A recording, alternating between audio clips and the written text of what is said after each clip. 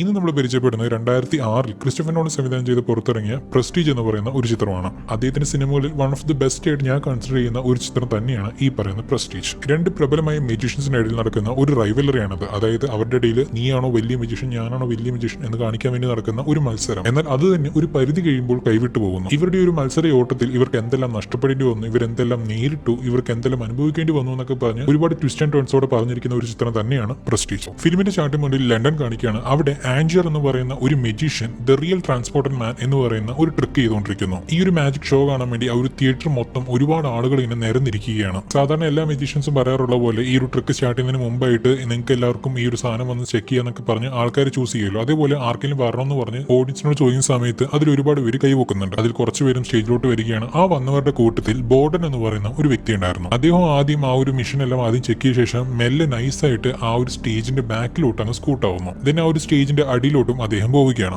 ഇപ്പൊ ഇവിടെ മുകളിലാവട്ടെ ആളുകളെല്ലാം ആ ഒരു മിഷൻ ചെക്ക് ചെയ്ത ശേഷം അവരുടെ സീറ്റിലോട്ട് പോയിരിക്കുന്നു. അതിനെ തുടർന്ന് ആൻജിയറും ഞാൻ ഷോ സ്റ്റാർട്ട് ചെയ്യാൻ പോവാണെന്ന് പറഞ്ഞിട്ട് അദ്ദേഹം ആ ഒരു മിഷന് നടുവിൽ കയറി നിൽക്കുന്നുണ്ട്. ഇദ്ദേഹം അതിൽ കയറി നിന്നതും ആ ഒരു മിഷൻ ഓൺ ആയിട്ട് അതിൽ നിന്നും ഒരുപാട് ഇലക്ട്രിക് വേവ്സ് പോകുന്നതായിട്ട് കാണിക്കുന്നുണ്ട്. അതെല്ലാം തന്നെ ആ ഒരു ആൻജിയർ എന്ന് പറയുന്ന അതിന്റെ ദേഹത്ത് തട്ടുകയും അദ്ദേഹം പെട്ടെന്ന് തന്നെ അവിടുന്ന് അപ്രത്യക്ഷനാവുന്നു. ഇത് കാണുന്ന ആ ഒരു ഓഡിയൻസ് എല്ലാം വല്ലാതെ ഷോക്കായി പോവുകയാണ്. കാരണം ഇത്രയും നേരം അവരുടെ മുമ്പിൽ ഉണ്ടായിരുന്ന ഒരു വ്യക്തിയാണ് ഇപ്പൊ അപ്രത്യക്ഷനായിരിക്കുന്നത്. ഇനി എവിടെ നിന്നാണ് ആൻജിയർ വരാൻ പോകുന്നത് എന്നൊക്കെ പറഞ്ഞ് എല്ലാവരും ഭയങ്കര ക്യൂരിയോസിറ്റിയിൽ ഇരിക്കുകയായിരുന്നു. സോ ഈ നടന്ന ഈ ഒരു മാജിക്കൽ ട്രിക്കിന്റെ ആ ഒരു സീക്രട്ട് എന്താണെന്ന് അറിയാൻ വേണ്ടിയാണ് ബോർഡൻ ആ ഒരു ബാക്ക് സ്റ്റേജിലോട്ട് വന്നിരിക്കുന്നത്. സോ ആ ഒരു ട്രിക്കിന് പിന്നാലുള്ള ആ ഒരു സീക്രട്ട് എന്താണെന്നാൽ ഇദ്ദേഹം അവിടെ ഒരു മെഷീനിൽ കയറി നിൽക്കുന്ന സമയത്ത് അതിന്റെ അടിയിലായിട്ട് ഒരു ഡോർ പോലെ സെറ്റ് ചെയ്തിട്ടുണ്ട്. അപ്പൊ ഇദ്ദേഹം ആ ഒരു മിഷൻ ഓണാക്കുന്ന സമയത്ത് ആ ഇലക്ട്രിക് പൾസ് എല്ലാം എമിറ്റ് ആവുന്ന സമയത്ത് പെട്ടെന്ന് ഇദ്ദേഹം ആ ഒരു ഡോർ തുറന്ന് താഴോട്ട് വീഴും. ഇത് കാണുന്ന ഓഡിയൻസിന് എന്താണ് അദ്ദേഹം അവിടുന്ന് പെട്ടെന്ന് അപ്രത്യക്ഷനായി എന്ന് മാത്രമേ അറിയത്തുള്ളൂ. ബട്ട് ഇപ്പോഴത്തെ പ്രശ്നം എന്താണെന്നാൽ ഇപ്പൊ ആൻജിയർ ആ ഒരു ഡോർ താഴോട്ട് വീഴുന്ന ആ ഒരു സ്ഥലത്ത് അവിടെ ആറ് കൊണ്ടൊരു വാട്ടർ ടാങ്ക് വെച്ചിട്ടുണ്ട്. ഇദ്ദേഹം അതിൽ വീണ ഉടനെ തന്നെ ആ ഒരു വാട്ടർ ടാങ്കും ലോക്കായിട്ട് അതിന്റെ ഉള്ളിൽ നമ്മുടെ ആൻജിയർ പെട്ടുപോകുന്നു. ഇത് കാണുന്ന നമ്മുടെ ബോർഡൻ ആവട്ടെ ഒന്ന് ഷോക്കായി പോവുകയാണ്. കാരണം എന്താണ് ഇവിടെ സംഭവിക്കുന്നതെന്ന് അദ്ദേഹത്തിന് അറിയുന്നേ ഇല്ല. ആൻജിയറിന്റെ ട്രിക്ക് എന്താണെന്ന് അറിയാൻ വേണ്ടി വന്ന ആള് ഇപ്പൊ ആൻജിയർ വെള്ളത്തിൽ മുങ്ങി മരിച്ചുകൊണ്ടിരിക്കുന്നതാണ് കാണുന്നത്.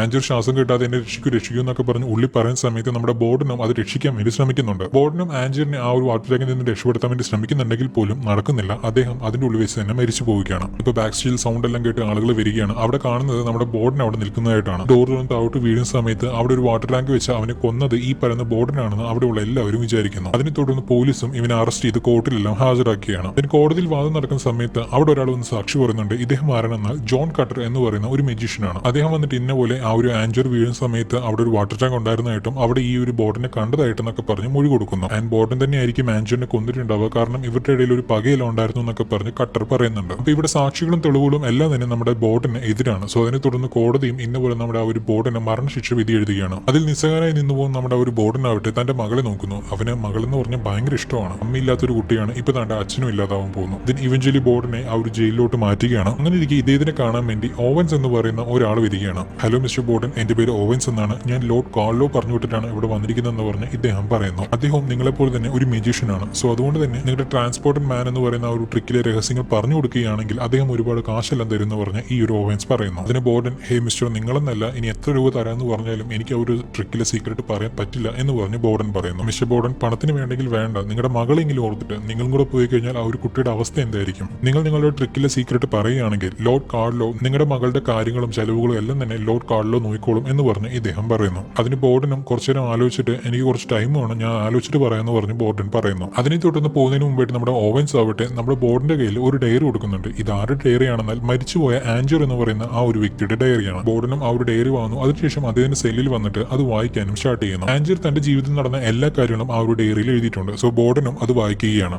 കുറച്ച് വർഷങ്ങൾക്ക് മുമ്പായിട്ട് നമ്മുടെ ബോർഡനും ആൻജിയറും ഒരേ ആളുടെ കീഴിലാണ് വർക്ക് ചെയ്തിട്ടുണ്ടായിരുന്നത്. ആരുടെ കീഴിൽ? ഇവനെതിരെ സാക്ഷി പറഞ്ഞ ജോൺ കട്ടർ ഉണ്ടല്ലോ. സോ ആ ഒരു മെജീഷ്യന്റെ കീഴിൽ വർക്ക് ചെയ്തുകൊണ്ടിരിക്കുകയായിരുന്നു ഈ പറയുന്ന ബോർഡനും ആൻജിയറും. ആൻഡ് ആൻജിയർ മാരീഡ് ആണ്. അവന്റെ വൈഫിന്റെ പേര് ജൂലിയ എന്നാണ്. ജൂലിയയും ഈ പറയുന്ന ട്രിക്സ് എല്ലാം ചെയ്യുന്ന ആ ഒരു മെജീഷ്യൻ ട്രൂപ്പിൽ തന്നെയുള്ള ഒരു പെൺകുട്ടിയാണ്. ജൂലിയും സ്റ്റേജിൽ കയറി പെർഫോം ചെയ്യുകയാണ്. അതിനുശേഷം ഈ പറയുന്ന ഓഡിയൻസിൽ നിന്നും എനിക്ക് രണ്ടുപേരെ വേണമെന്നൊക്കെ പറഞ്ഞ് വിളിക്കുന്നുണ്ട്. ആ രണ്ടുപേർ ആരാണെന്നാൽ നമ്മുടെ ആൻജിയറും ബോർഡനുമാണ്. അവർ രണ്ടുപേരും ഓഡിയൻസ് ആയിട്ട് വേഷം മാറിയിട്ടാണ് വന്നിരിക്കുന്നത്. അവരും വന്ന് കയറി യൂസ് ചെയ്ത് നമ്മുടെ ജൂലിയുടെ കൈയെല്ലാം കെട്ടിവെക്കുന്നുണ്ട്. എളുപ്പത്തിൽ അഴിക്കാൻ പറ്റുന്ന രീതിയിലുള്ള ഒരു നോട്ടൊക്കെയാണ് ഇടുന്നത്. അതിനുശേഷം ജൂലിയും ആ ഒരു വാട്ടർ ടാങ്കിന്റെ ഉള്ളിലേക്ക് ഇടുകയാണ്. സോ കറക്റ്റ് ആയിട്ട് 1 മിനിറ്റിനുള്ളിൽ തന്നെ നമ്മുടെ ആ ഒരു ജൂലിയ ആ ഒരു കെട്ടഴിച്ച് വെളിയിലോട്ട് വരണം. 1 മിനിറ്റിനുള്ളിൽ അവളെ കൊണ്ട് അത് അഴിക്കാൻ പറ്റിയില്ലെങ്കിൽ അവൾ അതിന്റെ ഉള്ളിൽ കിടന്ന് തന്നെ മരിച്ചു പോകും. ബട്ട് നമ്മുടെ ജൂലിയ ടാലന്റഡ് ആണ്. അവൾ പെട്ടെന്ന് തന്നെ ആ ഒരു കെട്ടഴിച്ച് വെളിയിലോട്ട് വരികയാണ്. അങ്ങനെ ആ ഒരു ഷോയും കഴിയുന്നു. ഇപ്പൊ നമ്മുടെ ബോർഡൻ വന്നിട്ട് ഇത് തന്നെയാണ് നമ്മൾ ഒരുപാട് നാൾ ചെയ്തുകൊണ്ടിരിക്കുന്നത്. ഇതിൽ എന്താണ് ഒരു സ്പെഷ്യൽ ഉള്ളത്? ഓഡീസിനെല്ലാം ത്രില്ല് എടുക്കുന്ന രീതിയിലുള്ള ഒരു ട്രിക്സ് ആണ് നമ്മൾ ചെയ്യേണ്ടത്. Like bullet catching. അറ്റ്ലീസ്റ്റ് നമുക്ക് ഇവളുടെ നോട്ടെങ്കിലും കുറച്ച് ടഫായിട്ട് ഇടാം, എന്നാലും ഒരു ചാലഞ്ചിങ് ആയിട്ട് നമുക്ക് തോന്നത്തുള്ളൂ എന്നൊക്കെ പറഞ്ഞ് ബോർഡൻ വാദിക്കുന്നു. എന്നാൽ കട്ടർ അതിനെ എതിർക്കുന്നു. കാരണം അങ്ങനെയുള്ള ചെയ്തു കഴിഞ്ഞാൽ ഒരുപാട് റിസ്ക് വരും. സപ്പോസ് ജൂലിയും കൊണ്ട് ആ ഒരു മിനിറ്റിൽ കെട്ടഴിക്കാൻ പറ്റിയില്ലെങ്കിലോ നീ എന്ത് ചെയ്യും എന്നൊക്കെ പറഞ്ഞ് അവനോട് ചോദിക്കുന്നു. അത് കഴിഞ്ഞ് നമ്മുടെ ആൻജിയറും ബോർഡനും ഒരു ചൈനീസ് മെജീഷ്യൻ ചെയ്യുന്ന ഒരു ട്രിക്ക് കാണാൻ വേണ്ടി പോവുകയാണ്. അദ്ദേഹം നല്ല വയസ്സുണ്ട്, നടക്കാൻ പോലും നേരെ പറ്റത്തില്ല. ഇതിന്റെ ഫേമസ് ട്രിക്ക് ഏതാണെന്നാൽ ഒരു സാധാരണ ഒരു ചെറിയ മേശ, അതായത് ഒന്നുമില്ലാത്ത ഒരു ടേബിൾ വെച്ചിട്ട് അതിന്റെ മുകളിൽ ഇദ്ദേഹം ഒരു ക്ലോത്ത് പിടിക്കുന്നു. അതിനുശേഷം പെട്ടെന്ന് ആ ഒരു ക്ലോത്ത് റിമൂവ് ചെയ്യുമ്പോൾ അവിടെ നമ്മൾ മീനെല്ലാം ഇട്ട് വെക്കുന്ന ആ ഒരു ഗ്ലാസ് ബൗൾ ഉണ്ടല്ലോ അത് അവിടെ പ്രത്യക്ഷമാവും. ഇത് കാണുന്ന ഓഡിയൻസ് എല്ലാവരും ഇംപ്രസ് ആവുകയാണ്. അത് മാത്രമല്ല നമ്മുടെ ആൻജിയറും ബോർഡനും അത് കണ്ടങ്ങ് ഇംപ്രസ് ആവുന്നു. ഇദ്ദേഹം എങ്ങനെയായിരിക്കും ഈ ഒരു ട്രിക്ക് ചെയ്യാന്നൊക്കെ പറഞ്ഞ് ഇവർ ചിന്തിക്കുന്നുണ്ട്. അപ്പൊ നമ്മുടെ ബോർഡൻ പറയുന്നു ഇതിൽ ചിന്തിക്കാനൊന്നുമില്ല,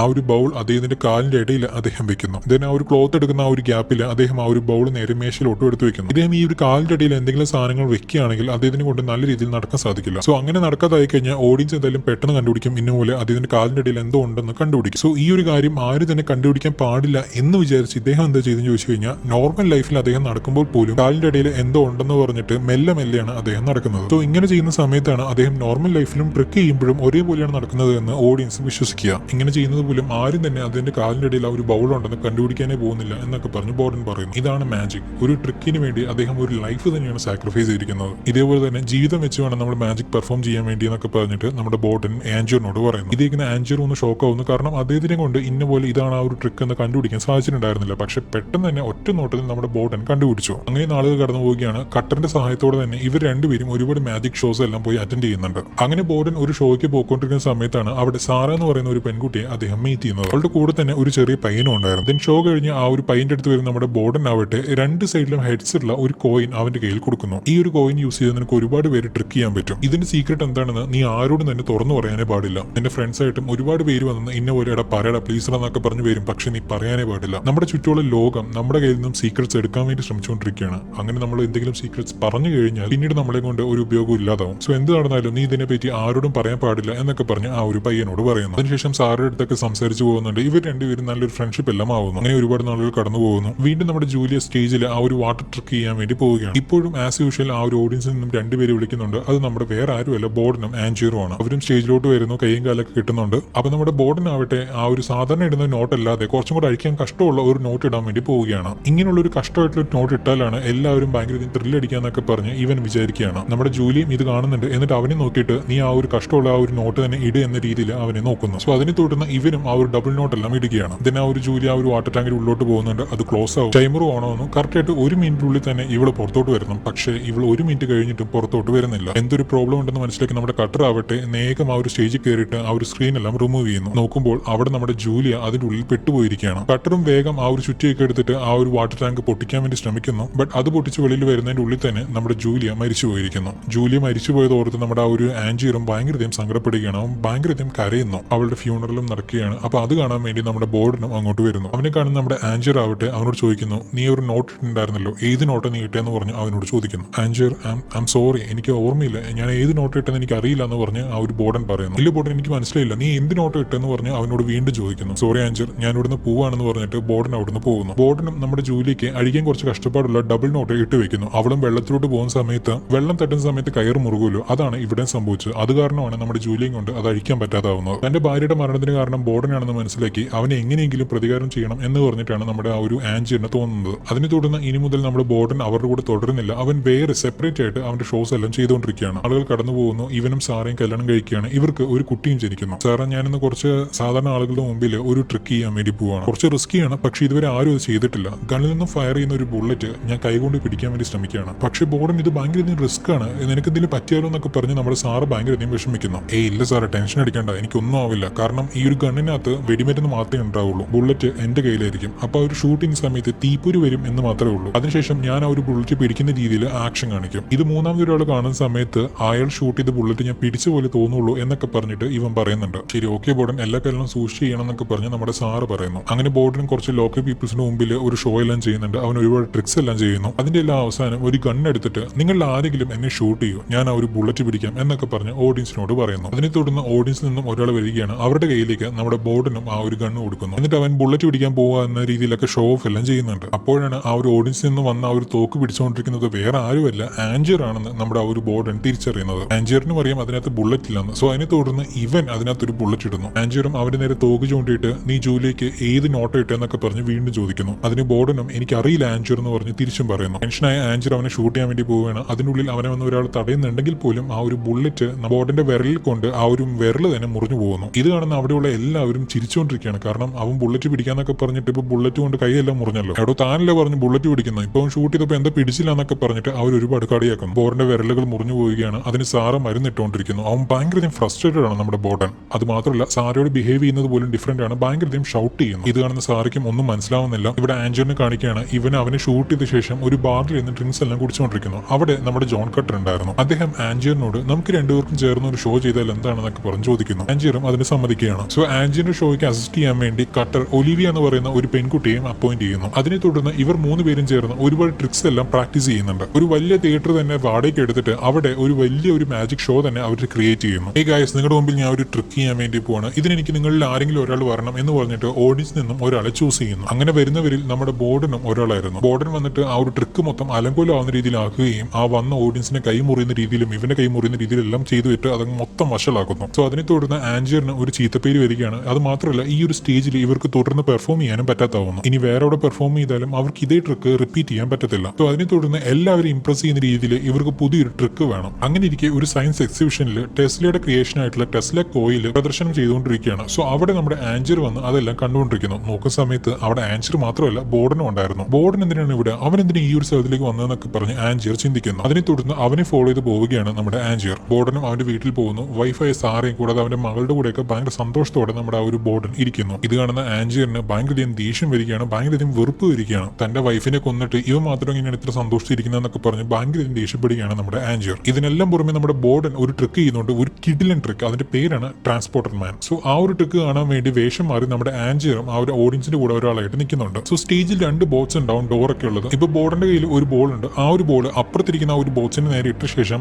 ഈ ഒരു ബോർഡൻ ആ ഒരു ബോട്ട്സിന്റെ ഉള്ളിൽ കയറി കഥ കടക്കുന്നു. ആ ഒരു ബോളും മെല്ലെ മെല്ലെ അപ്പുറത്തെ ബോട്ട്സിൽ എത്തുന്ന സമയത്ത് നമ്മുടെ ബോർഡൻ ആ ഒരു ബോട്ട്സിന്റെ വാതിൽ തുറന്ന് ആ ഒരു ബോർഡ് പിടിക്കുന്നു. സോ ഇതാണ് ദ ട്രാൻസ്പോർട്ടർ മാൻ എന്ന് പറയുന്ന ആ ഒരു ട്രിക്ക്. ഇത് കാണുന്ന നമ്മുടെ ആ ഒരു ആഞ്ചർ ആവട്ടെ സ്റ്റണ്ണായി പോകുന്നു. കാരണം ഇതുപോലൊരു ട്രിക്ക് അവന്റെ ജീവിതത്തിൽ കണ്ടിട്ടില്ല. കാരണം തമ്മിൽ ഒരു ബന്ധമില്ലാത്ത 2 ബോട്ട്സിൽ നിന്നും നമ്മുടെ ആ ഒരു ബോർഡൻ എങ്ങനെയാണ് വന്നതെന്ന് നമ്മുടെ ആ ഒരു ആഞ്ചറിന് ഒരു ഐഡിയയും കിട്ടുന്നില്ല. സോ അതിനെ തുടർന്ന് കട്ടന്റെ അടുത്ത് വന്നിട്ടും അവൻ എങ്ങനെയായിരിക്കും ഇത് ചെയ്തിട്ടുണ്ടാവുക എന്നൊക്കെ പറഞ്ഞ് ഡിസ്കസ് ചെയ്യും. ആഞ്ചർ അതൊരു സിമ്പിൾ ട്രിക്കാണ്. കാരണം അവനെ പോലെ തന്നെ ഉള്ള ഒരുത്തിനെ അവൻ കണ്ടുപിടിച്ച ശേഷം ഒരു ബോക്സിനുള്ളിൽ നമ്മുടെ റിയൽ ബോർഡൻ പോകുന്നു. അടുത്ത ബോക്സിൽ അവന്റെ ഡബിൾ ആയിട്ട് അവൻ കൊണ്ടുവന്ന മറ്റേ ആൾ ഇറങ്ങി വരുന്നു. അയാളായിരിക്കണം ആ ഒരു ബോൾ പിടിച്ചെന്നൊക്കെ പറഞ്ഞ് കട്ടർ പറയുകയാണ്. ഇല്ല കട്ടർ, അതിനൊരു ചാൻസും ഇല്ല. കാരണം ബോർഡിനെ ഞാനാണ് ഷൂട്ട് ചെയ്തത്. അവന്റെ 2 വിരലും പോയിരിക്കുകയാണ്. കയറിയവന് 2 വിരലുണ്ടായിരുന്നില്ല, ഇറങ്ങി വന്നവന് 2 വിരലുണ്ടായിരുന്നില്ല. അത് ബോർഡൻ തന്നെയായിരുന്നു എന്ന് പറഞ്ഞ് ആഞ്ചർ ഉറച്ചു നിൽക്കുന്നു. ബോർഡൻ എങ്ങനെയാണ് ആ ഒരു ട്രിക്ക് ചെയ്തതെന്ന് പറഞ്ഞ ഒരു സീക്രട്ട് ഒന്നും ഇവർക്ക് അറിയുന്നില്ല. സോ എങ്കിൽ പോലും നമ്മുടെ ആ ഒരു ആഞ്ചറിനും ആ ഒരു ട്രിക്ക് ചെയ്യണമെന്ന് ഭയങ്കരധികം ആഗ്രഹം വരുന്നു. അതിനെ തുടർന്ന് കട്ടർ പറഞ്ഞ പോലെ തന്നെ ഇവനെ പോലെ തന്നെ ഇരിക്കുന്ന ഒരു ഡബിളിനെ കണ്ടുപിടിക്കാൻ വേണ്ടി നമ്മുടെ ആഞ്ചർ പോവുകയാണ്. അങ്ങനെ അവസാനം ഒരു പബ്ബിൽ വെച്ച് ഗെറാൾഡ് എന്ന് പറയുന്ന ഒരാളെ കണ്ടുപിടിക്കുന്നു. അങ്ങനെ ഒരുമാതിരി ഒരു അയഞ്ഞുമുട്ടാണ്, കുടിയനൊക്കെ ആയിട്ട് നടക്കുന്ന ഒരുത്തനാണ്. ആദ്യമൊന്നും ഇവർ പറഞ്ഞ രീതിയിലൊന്നും ആവുന്നില്ല. പക്ഷെ കട്ടർ ആവട്ടെ അതെല്ലാം ശരിയാക്കിയെടുത്ത് ഇവർ പറയുന്ന രീതിയിലെല്ലാം അവൻ ചെയ്യുന്നുണ്ട്. അവന് ഒരു ടെസ്റ്റ് എല്ലാം വെക്കുന്നു, ആ ഒരു കാര്യങ്ങളെല്ലാം ട്രെയിൻ ചെയ്യുന്നു. നമ്മുടെ ബോർഡിന്റെ ട്രാൻസ്പോർട്ടർ മാൻ എന്ന ട്രിക്കിനകത്ത് എന്തായിരുന്നു, 2 ബോട്ട്സ് ആയിരുന്നു. ആ ഒരു ബോട്ട്സിന്റെ ഉള്ളിൽ ഒരാൾ കയറുന്നു, മറ്റേ ബോട്ട്സിൽ നിന്ന് വേറൊരാൾ തിരിച്ചു വരുന്നു. എന്നാൽ നമ്മുടെ ആഞ്ചറിന്റെ ആ ഒരു ട്രാൻസ്പോർട്ടർ മാൻ എന്ന് പറയുന്നത് വേറൊരു ലെവലായിരുന്നു. അതായത് 2 ഡോർ മാത്രമേ ഉള്ളൂ. ആഞ്ചർ ഒരു ഡോറിന്റെ ഉള്ളിൽ കയറുന്ന സമയത്ത് ആ ഒരു ഡോറിന്റെ അടിയിൽ ഒരു ഡോർ ഉണ്ടാവും, അതിലൂടെ താഴോട്ട് പോകുന്നത്. അറ്റ് ദ സെയിം ടൈം അടി നിന്നും ആ ഒരു ഡോറിലൂടെ ഈ പറയുന്ന ഇവരുടെ ഡബിൾ ആയിട്ട് കൊണ്ടുവരുന്ന ആ ഒരു ഗെറാൾഡ് എന്ന് പറയുന്ന അവന്റെ ആ ഒരു ഏഞ്ചറിന്റെ ഡബിൾ വെളിയിലോട്ട് വരുന്നു. ഇത് നമ്മുടെ ബോർഡിന്റെ ട്രാൻസ്പോർട്ടർ മാനേക്കാളും മികച്ചതായതുകൊണ്ട് തന്നെ ഇതിന് ദ ന്യൂ ട്രാൻസ്പോർട്ടർ മാൻ എന്നൊക്കെ പറഞ്ഞ് പേര് വെക്കുന്നു. സോ ഈ ഒരു ട്രിക്ക് കാണാൻ വേണ്ടി അവിടെ ഒരുപാട് ആളുകൾ വന്നിരിക്കുന്നുണ്ട്. അതിനെ തുടർന്ന് ആഞ്ചർ ഒരു ഡോറിന്റെ സൈഡിൽ നിന്ന ശേഷം അതിന്റെ തൊപ്പി വലിച്ചെറിഞ്ഞ ശേഷം നേരെ ഡോർ തുറന്ന് ഉള്ളിലോട്ട് കയറുന്നു. അറ്റ് ദ സെയിം ടൈം ആ ഒരു ഇവർ സെറ്റ് ചെയ്ത് വെച്ച് ഇവന്റെ ഡബിൾ ഉണ്ടല്ലോ, അവൻ അപ്പുറത്തെ ഡോർ തുറന്നിട്ട് വെളിലോട്ട് വന്ന് ആ ഒരു തൊപ്പി കറക്റ്റ് ആയിട്ട് പിടിക്കുന്നു. ഇത് കാണുന്ന ഓഡിയൻസ് എല്ലാവരും ഭയങ്കര ത്രില്ലായി പോകുന്നു. കാരണം അവർ ഇതുപോലെ ഒരു സ്ഥാനം കണ്ടിട്ടേ ഇല്ല. എല്ലാവരും കൈയടിക്കുന്നു, എല്ലാവർക്കും ഇഷ്ടപ്പെടുകയാണ്. പക്ഷേ ആ ഒരു പ്രശംസയെല്ലാം പോകുന്നത് സ്റ്റേജിന് മുകളിൽ നിൽക്കുന്ന ആ ഒരു ഫേക്ക് ആയിട്ടുള്ള ആഞ്ചിയർക്കാണ്. ശരിക്കുള്ള ആഞ്ചിയർ ആവട്ടെ താഴെ ഇതെല്ലാം കേട്ടോണ്ട് നിൽക്കുന്നു. ഇത് ആഞ്ചിയറിന് ഭയങ്കരധികം സങ്കടം ഉണ്ടാക്കുന്ന കാര്യമാണ്. കാരണം അതിനെ സംബന്ധിച്ച് അദ്ദേഹത്തിന് ഇങ്ങനെ എന്തെങ്കിലും അത്ഭുതപ്പെടുന്ന കാര്യം കാണുന്ന സമയത്ത് ആ ഒരു ഓഡിയൻസിന്റെ ഫേസ് കാണാനാണ്, അല്ലെങ്കിൽ അവരുടെ ഫേസിലെ ഒരു എമോഷൻ കാണാൻ വേണ്ടിയായിരുന്നു നമ്മുടെ ആഞ്ചർ ഇത്രയും നാളും ആഗ്രഹിച്ചത്. പക്ഷേ ഇപ്പോൾ അതുപോലൊരു ട്രിക്ക് കിട്ടിയിട്ട് പോലും അത് നേരിട്ട് കാണാനുള്ള ആ ഒരു ഭാഗ്യം നമ്മുടെ ആ ഒരു ആഞ്ചറിന് ഇല്ല. എന്നാൽ ബോർഡിന് അങ്ങനെയായിരുന്നില്ല.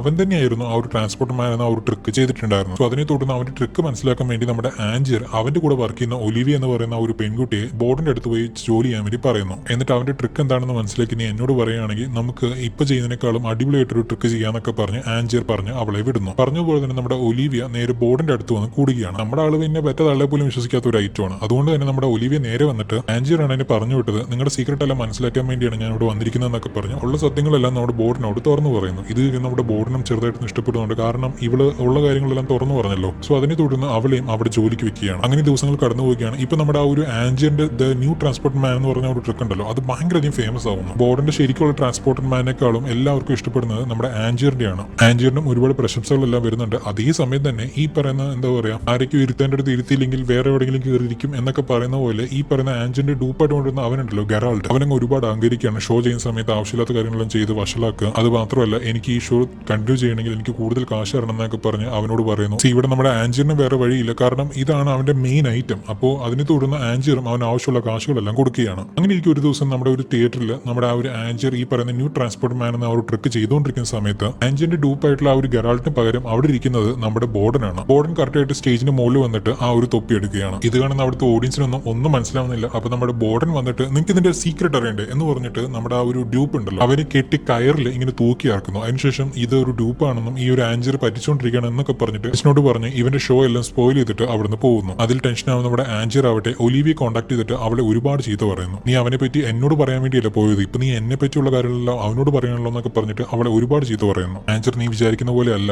കട്ടർ പറഞ്ഞ പോലെ തന്നെ ഈ പറയുന്ന ബോർഡൻ അവനെ പോലെ തന്നെ ഒരുത്തന്നെ സെറ്റ് ആക്കിയിട്ടാണ് ഇതെല്ലാം ചെയ്യുന്നതെന്നൊക്കെ പറഞ്ഞ് ഈ പറയുന്ന ഒലിവിയെ പറയുന്നുണ്ട്. ഞാൻ അവന്റെ മേക്കപ്പ് റൂമിൽ നോക്കുന്ന സമയത്ത് അവിടെ 2 വിക്ക്, 2 മാസ്ക്, 2 കോസ്റ്റ്യൂംസ് എന്നൊക്കെ പറഞ്ഞ് എല്ലാ സാധനങ്ങളും 2 ഉണ്ടായിരുന്നു. ഇതേക്കുന്ന ആൻജിയർ എടി നീ കാണാൻ വേണ്ടിയാണ് അവൻ അങ്ങനെയൊക്കെ ചെയ്തു വെച്ചിരിക്കുന്നത്. തീർച്ചയായിട്ടും അവൻ ഡ്യൂപ്പിനെ യൂസ് ചെയ്തിട്ടല്ല അത് ചെയ്യുന്നത്. അതിന്റെ പിന്നിൽ എന്തോ ഒരു സീക്രട്ട് ഉണ്ട്, അതെനിക്ക് അറിയണം എന്നൊക്കെ പറഞ്ഞ് നമ്മുടെ ആൻജിയർ പറയുന്നു. അത് നീ കണ്ടുപിടിക്കുന്ന എന്റെ പറയുന്ന വിശ്വാസം എനിക്ക് പോയിരിക്കുകയാണെന്നൊക്കെ പറഞ്ഞ് ആൻജിയർ പറയുമ്പോൾ ഈ പറയുന്ന നമ്മുടെ ഒലിവിയ ബോർഡിന്റെ എല്ലാ ട്രിക്സ് എല്ലാം എഴുതി വെച്ചിരിക്കുന്ന ഒരു ഡയറി അവന്റെ കയ്യിൽ കൊടുക്കുന്നു. ആൻജിയറും ആ ഒരു ഡയറി വായിക്കാൻ വേണ്ടി ശ്രമിക്കുകയാണ്. പക്ഷെ അവനോട് വായിക്കാൻ പറ്റുന്നില്ല, കാരണം അതിലുള്ള എഴുതിയതെല്ലാം തന്നെ സൈഫർ കോഡാണ്. അത് ഡീകോഡ് ചെയ്യാന്ന് പറഞ്ഞാൽ ഒരുപാട് ടൈം എടുക്കുന്ന ഒരു ഏർപ്പാടാണ്. സോ അതുവരെ ഈ ഒരു ഡയറി എന്റെ ഇരിക്കട്ടെ എന്നൊക്കെ പറഞ്ഞ് നമ്മുടെ ആൻജിയർ പറയുന്നു. പക്ഷെ ആൻജിയർ ഇത് ഞാൻ എടുത്തുകൊണ്ട് വന്നതാണ്, ഇനി നാളെ ഞാൻ അത് കൊടുത്തില്ലെങ്കിൽ എന്തായാലും ഞാൻ എടുത്തതെന്ന് അവ കണ്ടുപിടിക്കും. ഒലിവിയ അതൊന്നും എന്നെ ബാധിക്കുന്ന കാര്യമില്ല, എനിക്ക് വേണ്ടത് ഈ ഒരു ഡയറി മാത്രമാണ്, അത്രേ ഉള്ളൂ എന്ന് പറഞ്ഞിട്ട് അവൻ അവിടുന്ന് പോകുന്നു. അപ്പോഴാണ് ഒലിവിയയ്ക്ക് തന്നെ ഇവൻ ഇതുവരെ കൺസിഡർ പോലും ചെയ്തിട്ടില്ല എന്ന് പറയുന്ന വസ്തുത മനസ്സിലാവുന്നത്. എന്തായാലും ആ ഒരു ഡയറിയിൽ അവന്റെ ട്രാൻസ്പോർട്ട് മാൻ എന്ന് പറയുന്ന ആ ഒരു മെയിൻ ട്രിക്കിന്റെ സീക്രട്ട് ഒന്നും ഉണ്ടാവാൻ ചാൻസ് ഇല്ല. സോ അതിനെ തുടർന്ന് അത് കണ്ടുപിടിക്കാൻ വേണ്ടി ഇവന്റെ ഒരു അസിസ്റ്റന്റ് ആയിട്ടുള്ള ഫാലൻ എന്ന് പറയുന്ന ഒരു വ്യക്തിയുണ്ട്. ആരുടെ ബോർഡിന്റെ അസിസ്റ്റന്റ് ആയിട്ടുള്ള ഫാലൻ എന്ന് പറയുന്ന ഒരു വ്യക്തി, അദ്ദേഹത്തിന് നമ്മുടെ ആ ഒരു ആൻജിയർ തട്ടിക്കൊണ്ടുപോകുന്നു. നിന്റെ അസിസ്റ്റന്റ് ജീവൻ നിനക്ക് വേണമെങ്കിൽ ആ ഒരു ട്രിക്കിനെ പറ്റിയുള്ള സത്യങ്ങളെല്ലാം നീ എന്നോട് പറയണമെന്ന് പറഞ്ഞ് ആൻജിയർ പറയുന്നു. അതിനെ തുടർന്ന് ബോർഡിനും വേറെ വഴിയില്ല,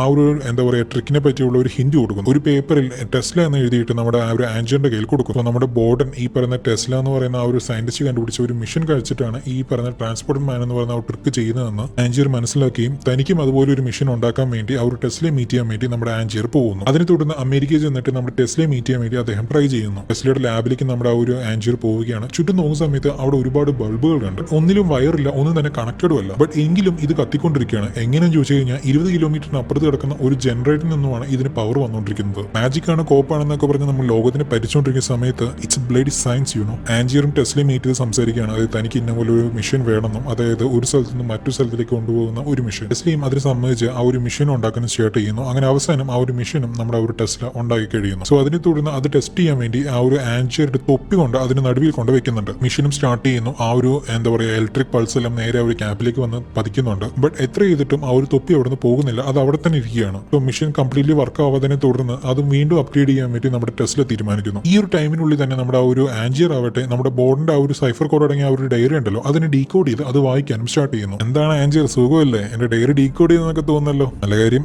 ഞാൻ പറയാൻ മറന്നുപോയി, എന്റെ ട്രാൻസ്പോർട്ട് മാൻ്റെ ട്രിക്കിനും ഇതുപോലെ ടെസ്ലയ്ക്കും തമ്മിൽ പ്രത്യേകിച്ച് ഒരു ബന്ധമില്ല കേട്ടോ. ആൻഡ് ഫോർ എൻ ഇൻഫർമേഷൻ നിന്റെ ഒരു ഒലിവിയ ഇപ്പൊ എന്റെ സൈഡാണ്. അത് മാത്രമല്ല ഞാനാണ് എന്റെ ഡയറി അവളുടെ കൊടുത്തിട്ട് അത് നിന്റെ തരാൻ വേണ്ടി പറഞ്ഞത്. കുറച്ചാൾ അലഞ്ഞെന്ന് തോന്നുന്നു, കാശൊക്കെ പോയില്ലേ, അപ്പൊ ശരി എന്നൊക്കെ പറഞ്ഞിട്ട് ആ ഒരു ഡയറി ഒക്കെ അവസാനിക്കുകയാണ്. ഇതങ്ങ് വായിച്ചത് നമ്മുടെ ആ ഒരു ആൻജിയർ ഭയങ്കര ടെൻഷനായിട്ട് ഫ്രസ്ട്രേറ്റഡ് ആവും. തികച്ചും സ്വാഭാവികം, കാരണം ഒരു 1.5 പണിയാണ് നമ്മുടെ ബോർഡിന് കൊടുത്തിരിക്കുന്നത്. അതിനെ തുടർന്ന് നേരെ ടെസ്ല എടുത്ത് വന്നിട്ട് ഇതുപോലെ തന്നെ ഒരു മിഷൻ നിങ്ങൾ ഇതിനു മുമ്പ് ഉണ്ടാക്കിയിട്ടുണ്ടോ എന്നൊക്കെ പറഞ്ഞ് അദ്ദേഹത്തിനോട് ചോദിക്കുന്നു. അതിന് ടെസ്ലയും ഇല്ല ഞാൻ അതുപോലെ ഒന്നും ഉണ്ടാക്കിയിട്ടില്ല എന്ന് തിരിച്ചു പറയുന്നു. അങ്ങനെയാണെങ്കിൽ നിങ്ങളെ കൊണ്ട് ഇത് ഒരിക്കലും ഉണ്ടാക്കാൻ പറ്റില്ല, നിങ്ങളുടെ ടൈമും മണിയെല്ലാം വേസ്റ്റ് ചെയ്തിരിക്കുകയാണെന്നൊക്കെ പറഞ്ഞ് നമ്മുടെ ആൻജിയർ ഭയങ്കരധികം ഷൗട്ട് ചെയ്യുന്നു. അപ്പൊ ടെസ്ല ആൻജിയർ ഞാൻ പറയുന്നത് കേൾക്കും, ഞാൻ ഓൾമോസ്റ്റ് കംപ്ലീറ്റ് ചെയ്തു ആ ഒരു മിഷൻ. ഈ ആവശ്യപ്പെട്ട പോലെ തന്നെ ഒരാളെ ഒരു സ്ഥലത്ത് നിന്നും മാറ്റിയിട്ട് വേറൊരു സ്ഥലത്തേക്ക് കൊണ്ടുപോകുന്ന അതേ മിഷൻ തന്നെയാണത്. ഇനി നമുക്കിതിനെ ഒരു പൂച്ച വെച്ച് ടെസ്റ്റ് ചെയ്യാന്ന് പറഞ്ഞിട്ട് ഒരു പൂച്ച ആ ഒരു മിഷനെ നടുവിൽ കൊണ്ടുവയ്ക്കുന്നുണ്ട്. ഇലക്ട്രിക് പൾസും അതിന്റെ ദേഹത്ത് ഇടിക്കുന്നുണ്ട്. പക്ഷേ അപ്പോഴും ആ ഒരു പൂച്ച അവിടെ നിന്ന് മാഞ്ഞു പോകുന്നു. ഇതിൽ ടെൻഷൻ ആവുന്ന നമ്മുടെ ആ ഒരു ആൻജിയർ ആവട്ടെ എനിക്ക് മിഷനും വേണ്ട ഒരു കോപ്പും വേണ്ടെന്ന് പറഞ്ഞിട്ട് അവിടെ നിന്ന് ദേഷ്യപ്പെട്ട് അദ്ദേഹം ഇറങ്ങി പോകാൻ വേണ്ടി തീരുമാനിക്കുന്നു. ഇങ്ങനെ ആൻജിയർ ദേഷ്യപ്പെട്ട് വെളിയിലോട്ട് വരുന്ന സമയത്താണ് അവിടെ ഒരുപാട് തൊപ്പികളും ഒരുപാട് പൂച്ചകളെല്ലാം നടക്കുന്നത് അവൻ കാണുന്നത്. ഇവിടെ വെച്ചാണ് വേറൊരു കാര്യം മനസ്സിലാവുന്നത്. എന്താണെന്നാൽ ടെസ്ല ഒരു ഒരു വസ്തുവിനെ വേറൊരു സ്ഥലത്തിലേക്ക് ടെലിപ്പോർട്ട് ചെയ്യുന്ന രീതിയിൽ ഒരു ഡിവൈസ് ഉണ്ടാക്കാൻ വേണ്ടി ശ്രമിച്ച സമയത്ത് അദ്ദേഹം ഉണ്ടാക്കിയത് ആ വെച്ച വസ്തുവിനെ തന്നെ ക്ലോൺ ചെയ്ത് ആ ഒരു മിഷനിൽ നിന്നും ഏകദേശം 50 യാർഡിന് അപ്പുറത്ത് അതിനെ കൊണ്ട് എത്തിക്കുകയാണെന്നും തിരിച്ചറിയുന്നു. അതിനെ തുടർന്ന് നേരെ ടെസ്ലയെ മീറ്റ് ചെയ്ത് അവരോട് കാര്യങ്ങളെല്ലാം പറയുകയാണ്. അതായത് നീ ഉണ്ടാക്കിയ മിഷൻ വർക്ക് ചെയ്യുന്നുണ്ട്, പക്ഷേ അത് ടെലിപ്പോർട്ടേഷൻ അല്ല, പകരം ക്ലോണിംഗ് ആണ് ചെയ്യുന്നതെന്ന് പറയുന്നു. അതിനെ തുടർന്ന് ടെസ്ലയും എന്തായാലും ഇത്ര എത്തിയില്ല, എന്തായാലും കുറച്ച് നേരം ടൈം തരികയാണെങ്കിൽ ഞാൻ കുറച്ചും കൂടെ റെഡി ആക്കിയിട്ട് എന്തായാലും കംപ്ലീറ്റ് ചെയ്യാന്ന് പറഞ്ഞിട്ട് അവനോട് പറയുന്നു. ഈ ഒരു ടൈമിലൊക്കെ നമ്മുടെ ആ ഒരു ബോർഡിനും കൂടാതെ ഒലിവിയും ഒരുപാട് ഷോസ് എല്ലാം ചെയ്തിട്ട് ഒരുപാട് ഫേമസ് ആവുകയാണ് ആ ഒരു എന്താ പറയുക ആൻജിയറിന്റെ ആബ്സെൻസിൽ. കാരണം ഇപ്പൊ നമ്മുടെ ബോർഡിനെ മത്സരിക്കാൻ ആരും തന്നെയില്ല. ആൻഡ് അതിനുവേണ്ടിയായിരുന്നു അവന് ആ ഒരു ഡയറി കൊടുത്ത് അവനെ ആ ഒരു ടെസ്റ്റിൽ എടുത്തുകൊണ്ട് അയച്ചു വിട്ടത്. ഇപ്പൊ ബോർഡിൻ ആ ഒരു അവന്റെ വൈഫായി സാറിനോട് ടൈം സ്പെൻഡ് ചെയ്യുന്ന സമയത്ത് അവന്റെ ബിഹേവിയർ എല്ലാം എന്തോ കുറച്ച് വ്യത്യാസമുണ്ടെന്ന് സാറ് തിരിച്ചറിയുന്നു. ഇതിനെപ്പറ്റി നമ്മുടെ സാറ് അവളോട് ചോദിക്കുന്നുണ്ട്. ബോർഡിൻ ആൾറെഡി കല്യാണം കഴിഞ്ഞതാണെങ്കിൽ പോലും അവൻ ആ ഒരു ഒലീവിയെ സ്നേഹിക്കുന്നുണ്ട്. ഇനി നമ്മൾ ഇവിടെ ഇരിക്കുന്നതുകൊണ്ടാണ് ഇവരുടെ വൈഫ് ഇങ്ങനെ പറഞ്ഞെന്ന് ഓർത്തിട്ട് നമ്മുടെ ആ ഒരു ഒലീവിയെ കഴിച്ചുകൊണ്ടിരിക്കുന്നതെന്ന് എഴുന്നേറ്റ് പോവുകയാണ്. ദിവസങ്ങളെല്ലാം കഴിയും തോറും തന്നെ ഇവരുടെ ഇടയിലുള്ള പ്രശ്നങ്ങൾ വലുതായി പോകുന്നു. ബോർഡ് നിന്റെ കാര്യങ്ങളെല്ലാം എനിക്ക് നല്ലതുപോലെ നീ ചെയ്യുന്നത് ശരിയല്ല എന്നൊക്കെ പറഞ്ഞ് നമ്മുടെ സാറ് പറയുന്നു. പക്ഷെ ബോർഡിനെ അതിനെ എതിർക്കുകയാണ്. ഞാനിപ്പോ നിന്നെ സ്നേഹിക്കുന്നില്ലെന്ന് വിട്ടുപോകുന്നൊക്കെ പറഞ്ഞ് ഭയങ്കരധികം ഷൗട്ട് ചെയ്യുന്നു. അതിനുശേഷം നമ്മുടെ ആ ഒരു സാറ് ഭയങ്കരധികം എന്താ പറയുക ആൽക്കഹോളിക് ആവുക, അതുകൂടാതെ തന്റെ ഭർത്താവ് തന്നെ സ്നേഹിക്കുന്നില്ലോ എന്ന് പറയുന്ന ഒരു ഭയങ്കരധികം സങ്കടത്തിൽ ഒരു ദിവസം അവളങ്ങ് സൂയിസൈഡ് ചെയ്ത് മരിക്കുന്നു. തന്റെ ഭാര്യയായി സാറ് മരിച്ചു പോയിരിക്കുകയാണ്. അതൊന്നും ഓർത്ത് സങ്കടപ്പെടാതെ ഒലിവിയ കൊടുത്തിരുന്ന ഫുഡ് കഴിച്ചുകൊണ്ടിരിക്കുകയാണ് നമ്മുടെ ബോർഡ്. എനിക്ക് ഫീലിംഗ്സും വിഷമമൊന്നും ഇല്ല എന്നൊക്കെ പറഞ്ഞ് നമ്മുടെ ആ ഒരു ഒലിവി ചോദിക്കുന്ന സമയത്ത് ഇനി ഞാൻ നിന്നെയാണ് സ്നേഹിക്കുന്നത്, ഞാൻ അവളെ സ്നേഹിക്കുന്നൊന്നും ഇല്ല എന്നൊക്കെ പറഞ്ഞ് ബോർഡൻ തിരിച്ചു പറയുന്നു. എന്റെ വൈഫ് മരിച്ചുപോയി, അതോർത്ത് നീ ഒന്നും തുള്ളി പോലും സങ്കടപ്പെടാതെ ഇവിടെ ഇരുന്ന് എന്നോട് സംസാരിച്ചുകൊണ്ടിരിക്കുന്നു. ഇനിയിപ്പോ ഞാൻ മരിച്ചാൽ നീ ഇതന്നെയല്ലേ ചെയ്യാൻ പോകുന്നത്? നിന്നെ പോലെ ഒരു പേഴ്സണെ ഞാൻ എന്റെ ജീവിതത്തിൽ കണ്ടിട്ടില്ല, ഇനി കാണാനും പോകുന്നില്ല എന്ന് പറഞ്ഞിട്ട് അവൾ അവിടെ നിന്ന് പോകുന്നു. അങ്ങനെ ദിവസങ്ങൾ കഴിഞ്ഞ് നമ്മുടെ ആൻജർ ആ ഒരു ടെസ്ലയുടെ സ്ഥലത്തിലോട്ട് പോകുന്നു. ഇപ്പൊ ടെസ്ലയുടെ ലാബും അവന്റെ വീടൊക്കെ ഉണ്ടായിരുന്ന ഒരു സ്ഥലമൊക്കെ ഇപ്പൊ കത്തി നശിച്ചു കിടക്കുകയാണ്. എന്താണ് സംഭവം ചോദിച്ചു കഴിഞ്ഞാൽ ഈ പറയുന്ന എഡിസണും കൂടാതെ ടെസ്ലയുടെ ഇടയിൽ ഒരു പ്രശ്നം നടക്കുന്നുണ്ടല്ലോ. സോ അതിനെ തുടർന്ന് എഡിസന്റെ ആളുകളാണ് ഈ പറയുന്ന ടെസ്ലയുടെ സ്ഥലം എല്ലാം ഇല്ലാതാക്കിയിട്ട് പോയത്. ഇപ്പൊ അദ്ദേഹം വേറൊരു നാട്ടിലേക്ക് പോയിരിക്കുകയാണെന്നൊക്കെ പറഞ്ഞ് നമ്മുടെ ആ ഒരു ആൻജറിനോട് പറയുന്നു. ബട്ട് പോകുന്നതിന് മുമ്പായിട്ട് നമ്മുടെ ആൻജർക്ക് ആ ഒരു ഡിവൈസ് മൊത്തം കംപ്ലീറ്റ് ചെയ്ത് കൊടുത്തിട്ടാണ് നമ്മുടെ ആ ഒരു ടെസ്ല പോയിരിക്കുന്നത്. സോ ആ ഒരു മിഷൻ യൂസ് ചെയ്ത് ട്രിക്ക് ചെയ്യാൻ വേണ്ടി പോവാണ് എന്നൊക്കെ പറഞ്ഞ് നമ്മുടെ ആൻജർ തീരുമാനിക്കുന്നു. ആൻഡ് ഈ ഒരു കാര്യങ്ങളെല്ലാം ജയിലിലിരുന്ന് അവന്റെ ഡയറിയിലൂടെ പഠിച്ചുകൊണ്ടിരിക്കുകയാണ് നമ്മുടെ ബോർഡൻ. നീ എന്നെ വഴിതെറ്റിക്കാൻ വേണ്ടി പറഞ്ഞാണെങ്കിൽ പോലും ടെസ്ലയുടെ അടുത്തേക്ക് നീ എന്നെ പറഞ്ഞുവിടാൻ പാടില്ലായിരുന്നു. അദ്ദേഹം മൂലം എനിക്കിപ്പോൾ വലിയൊരു കാര്യമാണ് കിട്ടിയിരിക്കുന്നത്. ആ മെഷീൻ ഉപയോഗിച്ചിട്ടാണ് ഇന്നേ വരെ ലോകത്തിൽ ആരും ചെയ്യാത്ത ട്രിക്ക് ഞാൻ ചെയ്തുകൊണ്ടിരുന്നതെന്നൊക്കെ പറഞ്ഞ് ആൻജിർ പറയുന്നു. പക്ഷെ എന്ത് ചെയ്യാൻ പറ്റും, ഞാനിപ്പോൾ മരിച്ചും പോയി, നീ ഇപ്പൊ എന്നെ കൊന്ന കുറ്റത്തിൽ ജയിലിനകത്തും കിടക്കുന്നു. ഇത് വായിക്കുന്നത് നമ്മുടെ ബോർഡനും കൂടാതെ കേൾക്കുന്നത് നമുക്കും ഷോക്കായി പോകുന്നു. കാരണം ഈ ആൻജിർ മരിക്കുന്നതിന് മുമ്പായിട്ടാണ് ഈ പറയുന്ന ഡയറി എഴുതിയിരിക്കുന്നത്. പക്ഷെ ആ സമയത്ത് പോലും താൻ മരിക്കാൻ പോവുകയാണ്, അത് കൊന്നത് ഇവനാവും, അതിനുശേഷം ജയിലിനകത്ത് വെച്ച് ഇവൻ ഈ ഒരു ഡയറി വായിക്കും എന്നൊക്കെ പറഞ്ഞിട്ടാണ് അതിനകത്ത് മുൻകൂട്ടി എഴുതി വെച്ചിരിക്കുകയാണ് ഈ പറയുന്ന ആൻജിർ. അങ്ങനെയാണെങ്കിൽ ഇവനെ കൊടുക്കാൻ വേണ്ടി ആൻജിർ പ്ലാൻ ചെയ്ത ഒരു ഫേക്ക് ആയിട്ടുള്ള ഒരു ഡെത്ത് ആണ് എന്ന് പറയുന്ന ഒരു വസ്തുത നമ്മുടെ ആ ഒരു ബോർഡൻ കണ്ടുപിടിക്കുന്നു. അപ്പോൾ അങ്ങനെ നോക്കുന്ന സമയത്ത് ആൻജിർ ഇതുവരെ മരിച്ചിട്ടില്ല എന്ന് പറയുന്ന വസ്തുത നമ്മുടെ ബോർഡൻ തിരിച്ചറിയുകയാണ്. ദെൻ ആ ഒരു ഓവൻസ് വരുന്ന സമയത്ത് ഇവനും അവന്റെ ട്രിക്സ് എല്ലാം തന്നെ ഷെയർ ചെയ്യുന്നുണ്ട്. ബട്ട് അവന്റെ ആ ഒരു മെയിൻ ട്രിക്കിന്റെ ആ ഒരു ലാസ്റ്റ് പോർഷൻ മാത്രം അവൻ പറയുന്നില്ല. ആ സമയത്ത് എനിക്ക് എന്റെ മകളെ കാണണം എന്ന് പറഞ്ഞ് നമ്മുടെ ഒരു ബോർഡൻ ആവശ്യപ്പെടുന്നു. അതിനെ തുടർന്ന് പിറ്റേ ദിവസം തന്നെ ആ ഒരു ലോർഡ് കാർലോവും കൂടാതെ ഈ പറയുന്ന ഓവൻസും ചേർന്ന് ഇവന്റെ മകളെ കൂട്ടിക്കൊണ്ടുവരുന്നു. മകളെ കാണാൻ നമ്മുടെ ആ ഒരു ബോർഡൻ അവിടെ ഭയങ്കര സന്തോഷിച്ച് അവളുടെ അടുത്തേക്ക് വരുന്നു. അവൾ നിനക്ക് സുഖമാണോ, നീ ഫുഡ് കഴിക്കുന്നുണ്ടോ, എന്ന് എനിക്ക് എങ്ങനെയുണ്ടെന്നൊക്കെ പറഞ്ഞ് അവളോട് ഒരുപാട് കാര്യങ്ങൾ ചോദിക്കുന്നുണ്ട്. ഓക്കെ സാർ, നിങ്ങളായിരിക്കും ലോർഡ് കാർലോ എന്ന് വിചാരിക്കുന്നു എന്ന് പറഞ്ഞിട്ട് നേരെ അവനെ നോക്കുന്ന സമയത്താണ് നമ്മുടെ ബോർഡൻ ഷോക്കായി പോകുന്നത്. എന്തെന്നാൽ ആ നിൽക്കുന്നത് വേറെ ആരുമല്ല, നമ്മുടെ ആ ഒരു ആൻജിയർ ആയിരുന്നു. എങ്ങനെയുണ്ട് ബോർഡൻ, സുഖമല്ലേ എന്ന് പറഞ്ഞിട്ട് അവൻ ചോദിക്കുന്നു. ടെസ്ലയുടെ അടുത്ത് നിന്നും ആ ഒരു മിഷൻ വാങ്ങിച്ച ശേഷം തിരിച്ച് അമേരിക്കയിൽ നിന്നും ലണ്ടനിലേക്ക് നമ്മുടെ ആ ഒരു ആൻജിയർ വരികയാണ്. അതിനുശേഷം ആ ഒരു മാജിക് ഷോയിൽ പുതിയൊരു ട്രിക്ക് അനൗൺസ് ചെയ്യുകയാണ്. എന്താണെന്ന് ദ റിയൽ ട്രാൻസ്പോർട്ടഡ് മാൻ എന്ന് പറയുന്ന ഒരു ട്രിക്ക് ചെയ്യാൻ വേണ്ടി പോകുന്നു. അദ്ദേഹം ആ ഒരു മിഷനിൽ കയറി നിൽക്കുന്നുണ്ട്. ആ ഒരു മിഷനിൽ നിന്നും ഇലക്ട്രിക് പൾസ് അദ്ദേഹത്തിന്റെ ദേഹത്തേക്ക് അടിക്കുന്നു. പെട്ടെന്ന് ഒരു ഇൻസ്റ്റന്റിൽ അദ്ദേഹം അപ്രത്യക്ഷനാവുകയും അറ്റ് ദ സെയിം ടൈം ആ തിയേറ്ററിലെ മുകളിലെ ഭാഗത്തു നിന്നും അദ്ദേഹം എഴുന്നേൽക്കുകയാണ്. ഇത് കാണുന്ന അവിടെയുള്ള ജനങ്ങളെല്ലാം ഭയങ്കരധികം അത്ഭുതപ്പെട്ടു പോകുന്നു. എങ്ങനെയാണ് ഇത്ര പെട്ടെന്ന് ഇവൻ ആ ഒരു സ്ഥലത്തിലേക്ക് പോയത് എന്നൊക്കെ പറഞ്ഞ് എല്ലാവരും സ്റ്റണ്ണായി നിന്ന് പോകുന്നു. ഇവൻ കട്ടറിന് പോലും അറിയുന്നില്ല എന്താണ് ഇതിന്റെ പിന്നിലുള്ള സീക്രട്ട് എന്ന്. കാരണം ആൻജിയർ ആ ഒരു സീക്രറ്റിനെ പറ്റി കട്ടറിനോട് പോലും പറഞ്ഞിട്ടുണ്ടായിരുന്നില്ല. ആകെ ഇതിന്റെ സീക്രട്ട് എന്ന് പറയുന്നത് ആ ഒരു മിഷൻ ആണെന്ന് മാത്രമേ നമ്മുടെ ആ ഒരു ഇവനോട് പറഞ്ഞിട്ടുണ്ടായിരുന്നുള്ളൂ, കട്ടറിനോട്. ഈ ഒരു ട്രിക്ക് വൻ വിഷയമാവുന്ന ഒരുപാട് ആളുകൾ ഇത് കാണാൻ വേണ്ടി മാത്രം വരുന്നു. അങ്ങനെ ഇവഞ്ച്വലി ബോർഡന്റെ എല്ലാ പെർഫോമൻസിനെ എല്ലാം മറികടന്ന് നമ്മുടെ ആൻജിയർ ഇപ്പോൾ പോയിരിക്കുന്നു. ഇതറിയുന്ന ബോർഡൻ അതിന്റെ സീക്രട്ട് മനസ്സിലാക്കാൻ വേണ്ടി ആ ഒരു ബാക്ക് സ്റ്റേജിലോട്ട് വരുന്നു. ആ മിഷൻ ഓൺ ആവുകയാണ്. ആ ഒരു ഇലക്ട്രിക് പൾസ് നമ്മുടെ ആൻജിയറിന് ദേഹത്ത് കെട്ടുന്നു. അപ്പൊ തന്നെ ആ ഒരു ഡോർ തുറന്ന് ആ ഒരു ആൻജിയർ താഴോട്ട് വീഴുന്നു. അവിടെ ഒരു വാട്ടർ ടാങ്ക് ഉണ്ടായിരുന്നു. അതിൽ വീണ് നമ്മുടെ ആ ഒരു ആൻജിയർ മരിച്ചു പോകുന്നു. അവിടെ ആ ഒരു ബോർഡൻ ഉള്ളത് കൊണ്ട് തന്നെ എല്ലാവരും ഇവനെ പ്രതിയാക്കുകയും കോടതിയിൽ ഇവനെ തൂക്കിക്കൊല്ലാനും വിധി എഴുതുന്നു. അപ്പൊ ബോർഡൻ കൊന്നു എന്ന് പറയുന്ന ആ ഒരു ആൻജിയർ എന്ന് പറയുന്ന വ്യക്തിയാണ് ഇവന് മുമ്പിൽ ലോർഡ് കാർലോ എന്ന രീതിയിൽ നിൽക്കുന്നത്. ബോർഡൻ, എനിക്ക് ഇതിൽ കൂടുതൽ നിന്റെ ട്രിക്സ് അറിയണമെന്ന് ആഗ്രഹമൊന്നുമില്ല എന്ന് പറഞ്ഞിട്ട് ആ ഒരു അവൻ കൊടുത്ത ആ ഒരു പേപ്പറെല്ലാം കീറിക്കളയും. നിന്നെ ഇല്ലാതാക്കണമെന്ന് വിചാരിച്ചു, ഞാനത് ചെയ്തു. ജസ്റ്റ് മരിക്കുന്നതിന് മുമ്പ് അത്യാഭിലഷം പോലെ നിന്റെ മകളെ ഒന്ന് കാണിച്ചിട്ട് പോകാൻ വേണ്ടി വന്നതാണെന്ന് പറഞ്ഞിട്ട് ഇവൻ പറയുന്നു. ഇപ്പൊ എന്ത് ചെയ്യണമെന്ന് അറിയാൻ നമ്മുടെ ആ ഒരു ബോർഡനായിട്ട് നേരെ ഇവളുടെ അടുത്ത് വന്നിട്ട് മകളുടെ അടുത്ത് വന്നിട്ട്, മോളെ നീ ഇവിടെ നോക്ക്, ഞാൻ എന്തായാലും നിന്നെ തേടി വരും, നിന്നെ ഒറ്റയ്ക്ക് ഒരിക്കലും ഞാൻ വിടത്തില്ല, നിന്നെ തേടി ഞാൻ വരും, എന്നെ വിശ്വസിക്കാൻ ഞാൻ വരും എന്ന് പറഞ്ഞിട്ട് നമ്മുടെ ബോർഡൻ പറയുകയാണ്. ആൻജിയറും ഇവന്റെ മകളെ വിളിച്ചുകൊണ്ട് പോവുകയാണ്. അപ്പൊ നമ്മുടെ ബോർഡൻ, എടാ നീ ജയിച്ചെന്നൊന്നും വിചാരിക്കേണ്ട, ഞാൻ എപ്പോഴും ഇതിനകത്ത് കിടക്കത്തില്ല, ഞാൻ വെളി വരും, നിന്നെ കൊല്ലും എന്നൊക്കെ പറഞ്ഞിട്ട് പറഞ്ഞിട്ട് നമ്മുടെ ബോർഡൻ പറയുന്നു. സോ ഇതിനുശേഷം നമ്മുടെ ആ ഒരു ബോർഡന്റെ മകളെ വളർത്താൻ പോകുന്നത് നമ്മുടെ ആഞ്ചിർ ആണ്. അതിനുശേഷം നമ്മുടെ കട്ടർ എന്ന് പറയുന്ന വ്യക്തി ഈ പറയുന്ന ലോർഡ് കോൾഡ്രോനെ മീറ്റ് ചെയ്യാൻ വേണ്ടി വരികയാണ്. എന്നാൽ ഇതിനു മുമ്പ് ആഞ്ചിറിനോട് നിനക്ക് ഈ ഒരു മിഷൻ ആരാണ് തന്നതെന്ന് പറഞ്ഞ് ചോദിക്കുന്ന സമയത്ത് ലോർഡ് കോൾഡ്രോ ആണ് എനിക്ക് തന്നതെന്ന് പറഞ്ഞ് അവൻ പറഞ്ഞിട്ടുണ്ടായിരുന്നു. സോ അതിനെ തുടർന്ന് കട്ടർ ഇവിടെ ഒന്ന് മീറ്റ് ചെയ്യുന്ന സമയത്ത് സ്റ്റണ്ണായി പോകുന്നു. കാരണം അത് നമ്മുടെ ആഞ്ചിർ ആണെന്ന് അദ്ദേഹം പെട്ടെന്ന് തന്നെ കണ്ടുപിടിക്കുന്നു. എടാ നീ എന്താണ് ചെയ്തത്? അവനൊരു മകളുണ്ട്, ആ കുട്ടിയുടെ ഭാവിയോ എന്നൊക്കെ പറഞ്ഞ് നമ്മുടെ കട്ടർ ചോദിക്കുന്നു. ബട്ട് കട്ടർ പറയുന്നൊന്നും ഉൾക്കൊള്ളാൻ നമ്മുടെ ആഞ്ചിർ തയ്യാറാകുന്നില്ല. ശരിക്കും ആഞ്ചിറിന്റെ പേര് ആഞ്ചിർ എന്നൊന്നും അല്ല, അവന്റെ എന്താ പറയുക ശരിക്കുള്ള പേര് എന്ന് പറയുന്നത് ലോർഡ് കോൾഡ്രോ എന്നാണ്. അവന് ഒന്ന് മെജീഷ്യൻ ആവണം എന്ന് പറഞ്ഞ ഒരു സ്വപ്നം ഉള്ളതുകൊണ്ട് തന്നെ തന്റെ ഫാമിലിയും എല്ലാം ഉപേക്ഷിച്ച് നേരെ ലണ്ടനിലേക്ക് വന്നു റോബർട്ട് ആഞ്ചിർ എന്ന് പറയുന്ന വേറൊരു പേരിലാണ് അദ്ദേഹം ജീവിച്ചുകൊണ്ടിരുന്നത്. ഇത്ര നാളും ആഞ്ചിർ എന്ന് പറയുന്ന ഒരു ഫേക്ക് നെയിമിലാണ് ഇദ്ദേഹം ജീവിച്ചുകൊണ്ടിരുന്നത്. അപ്പൊ ആഞ്ചിർ മരിച്ചു പോകുന്നു. അതിനെ തുടർന്ന് ഇദ്ദേഹത്തിന്റെ ശരിക്കുള്ള ഐഡന്റിറ്റി ആയിട്ടുള്ള ലോർഡ് കോൾഡ്രോയായിട്ട് ഇനി അദ്ദേഹം ജീവിക്കാൻ വേണ്ടി പോകുന്നു. ഇവിടെ ബോർഡിനെ തൂക്കിലേറ്റാൻ വേണ്ടി അവിടെ ഉള്ളവർ കൊണ്ടുപോവുകയാണ്, അവനെയും തൂക്കിക്കൊല്ലുന്നു. ബോർഡിന്റെ ലൈഫ് തന്നെ ഇല്ലാതാക്കിയിട്ട് നമ്മുടെ ആ ഒരു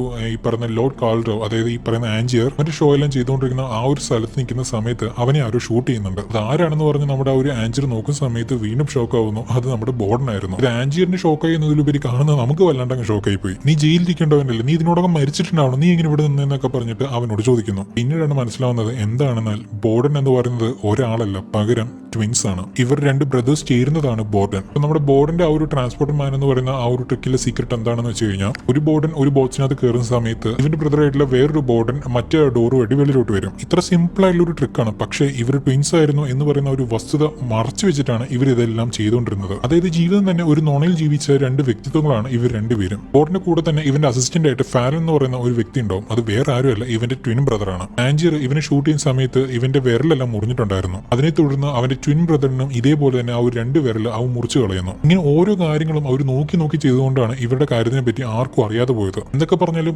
രണ്ടുപേര് ഒരാളുടെ ജീവിതം ജീവിക്കുക എന്ന് പറഞ്ഞാലും അത് പോസിബിൾ അല്ല. രണ്ട് ബോർഡനും രണ്ട് ക്യാരക്ടേഴ്സ് ആണ്. പക്ഷെ രണ്ടുപേരുടെ മൈൻഡ് സെറ്റ് ഒന്നായതുകൊണ്ടാണ് ഇവർ രണ്ടു രീതിയിലും സിങ്ക് ആയി പോയിക്കൊണ്ടിരുന്നത്. എന്നാൽ ഇവർ രണ്ടുപേരും അടുത്തറിഞ്ഞ നമ്മുടെ ആ ഒരു സാറയ്ക്ക് അവന്റെ ബിഹേവിയറിലുള്ള ചേഞ്ച് ഉൾക്കൊള്ളാൻ പറ്റുന്നില്ല, തന്നോട് ഇവൻ സ്നേഹിക്കുന്നില്ല എന്നൊക്കെ ഓർത്ത് ആ ഒരു ടെൻഷനിലാണ് അവൾ അന്ന് സൂയിസൈഡ് ചെയ്ത് മരിക്കുന്നത്. ശരിക്കും സാറെ സ്നേഹിക്കുന്ന ഒരു ബ്രദർ ആയിട്ടുള്ള സാറയുടെ ആ ഒരു ബോർഡനും ഇതുകൂടാതെ ആ വേറൊരു ബോർഡനാണ് ഈ പറയുന്ന ഒലിവിയെ സ്നേഹിച്ചുകൊണ്ടിരുന്നത്. എന്നാൽ ഒലിവിയ ഇവിടെ പോലും മണ്ടത്തിലൊന്നും കാണിച്ചില്ല, അവൾ മാന്യമായിട്ടങ്ങ് ഒഴിവായി. ഒലിവിയെ സ്നേഹിച്ചുകൊണ്ടിരുന്ന ആ ഒരു ബോർഡനാണ് ജയിലിൽ വെച്ച് മരിച്ചുപോയത്. സാറെ കല്യാണം കഴിച്ച് ആ ഒരു ആഞ്ചിർ വളർത്താൻ തീരുമാനിച്ച കുട്ടിയുടെ അച്ഛനായിട്ടുള്ള ബോർഡനാണ് ഇപ്പൊ ഇവനെ ഷൂട്ട് ചെയ്ത് വീഴ്ത്തിയിരിക്കുന്നത്. ഒരു ട്രിക്ക് രക്ഷിക്കാൻ വേണ്ടി എന്റെ ജീവൻ തന്നെയാണ് ഞാനിപ്പോ പണയം വെച്ചിരിക്കുന്നത്. അതൊക്കെ നിന്നെ പോലുള്ളവനോട് പറഞ്ഞു കഴിഞ്ഞാൽ മനസ്സിലാവില്ല എന്ന് പറഞ്ഞ് നമ്മുടെ ആഞ്ചിറിനോട് നമ്മുടെ ബോർഡൻ പറയുന്നു. അപ്പൊ ആഞ്ചിർ എനിക്കറിയില്ല എന്നോ, നിന്റെ ഈ ഒരു ട്രിക്ക് രക്ഷിക്കാൻ വേണ്ടി നിനക്ക് നഷ്ടപ്പെട്ടത് നിന്റെ കൂടെയുള്ളവരാണ്. എന്നാൽ എന്നെ സംബന്ധിച്ച് എനിക്ക് ഈ ഒരു ട്രിക്ക് രക്ഷിക്കാൻ വേണ്ടി ഞാൻ സ്വയം ഇല്ലാതാവണമായിരുന്നു. ടെസ്ല ഉണ്ടാക്കിയ ഈ ഒരു മിഷൻ യൂസ് ചെയ്യുന്ന സമയത്ത് എന്നെ പോലെ തന്നെ വേറൊരു ക്ലോണിനെ ഉണ്ടാക്കും. ഒരാൾ സ്റ്റേജിന്റെ അടിയിൽ കിടക്കുന്ന ആ ഒരു വാട്ടർ ടാങ്കിൽ വെച്ച് മരിച്ചു പോകും, വേറൊരുത്തൻ മറ്റൊരു സ്ഥലത്ത് നിന്നും എഴുന്നേക്കും. സോ ഈ ഒരു ട്രിക്ക് ഞാൻ കണ്ടിന്യൂ ചെയ്യണമെങ്കിൽ ഞാൻ ദിവസവും മരിക്കണം. അന്ന് ആഞ്ചിർ ഇത് ആദ്യം ടെസ്റ്റ് ചെയ്യുന്ന സമയത്തും അവന്റെ അടുത്ത് തന്നെ ഒരു തോക്ക് വെച്ചിട്ടുണ്ടായിരുന്നു. സോ അങ്ങനെ ആ ഒരു മിഷൻ ഉണക്കുന്നു, ക്ലോൺ ഉണ്ടാകുന്നു. അത് കാണുന്ന സമയത്ത് ആരാണ് ക്ലോൺ എന്ന് പറഞ്ഞ് രണ്ടുപേർക്കും കണ്ടുപിടിക്കാൻ പറ്റാത്തൊരു സ്റ്റേജ് ആണത്. അപ്പൊ ആഞ്ചിർ തന്റെ അടുത്തുണ്ടായിരുന്ന തോക്ക് യൂസ് ചെയ്ത്